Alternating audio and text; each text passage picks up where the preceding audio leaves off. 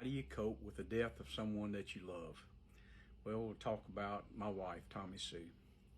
Years ago, we had just got back from the greatest vacation we'd ever been on.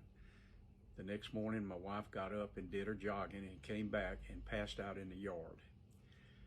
I took her to the hospital and examined her, and the doctor said she has glioblastoma. It is the world's deadliest cancer. 1 in 700,000 people get it.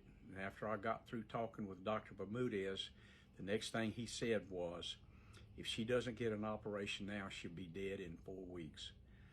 And I said, and if she gets an operation, how long can she last? She says, nobody ever lives more than a year. I was devastated. I wept. It was so hard. So we left it up to her what to do, and she said, I want the operation. And of course, it was not a good, clean operation. It affected her physically as well. So during the course of the year, I lived the best life I could with her. I prayed for her. We went places. We still went to movies. We still went out to eat. Was it difficult for her? Yes. Was it difficult for me? She was my wife. She's not heavy. So toward the end of the year, we had believed every day that she was going to be totally healed, because God had always healed all my children, my family, my animals, and everything, and even my wife in several different occasions. But this time, God did not see fit, and I was at her bedside when she took her last breath, believing any moment that God was going to raise her up. It didn't happen. So it was her time. I was 52 years old, and she was gone. So how do I cope? Somebody came up to me and said, you know, she's just moved. Well, for some reason or other, that was comforting. And I thought, okay, well, one day I'll be moving too, and we'll be together again. And then I remember the story about King David, and he had a son, and his son died.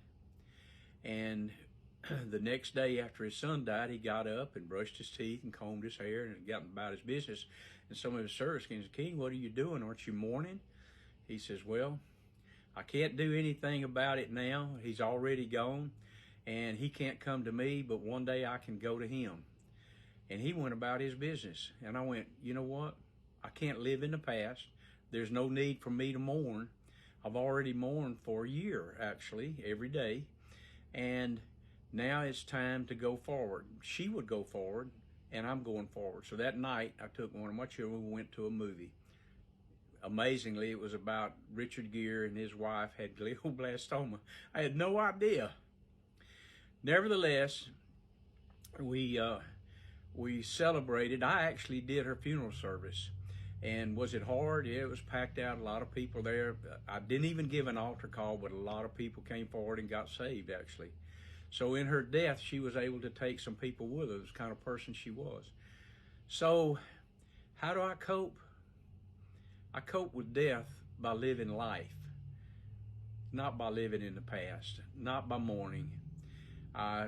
It's a reasonable time to mourn, maybe, but my mourning had been before she actually passed. So I want to tell you, if you want to mourn, mourn, because you lost a loved one, and I understand that. But don't make that the center of your life. Make life the center of your life. Make Jesus the center of your life. I had to have a new vision, because we were both in the same traces going forward in this same vision together. But now she's not in there anymore, and the vision was gone when she was gone. So my whole life changed. So I repurposed my life. I got set forward, had gone on a little trip for a week or two, and I thought I'll come back, I'll be ready to go to work. It's close to tax season, and you know what? I came back reinvigorated. Some people might say, well, you don't need to be rejoicing, going to movies and going on vacations. No, that was really a good thing to do.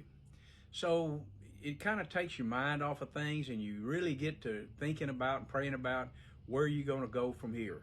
And once you find that out, boom, you can take off.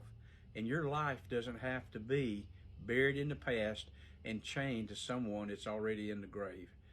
not meaning it to be hard, but Jesus said this when he asked his disciples to come and follow him, and they all gave an excuse. I've got to go plow a field. I've got to go tend to my father. I've got to go do this. I've got to go do that. He said, let the dead bury the dead and come and follow me. How easy was that? I love you guys, and God bless you, and go in peace. Bye.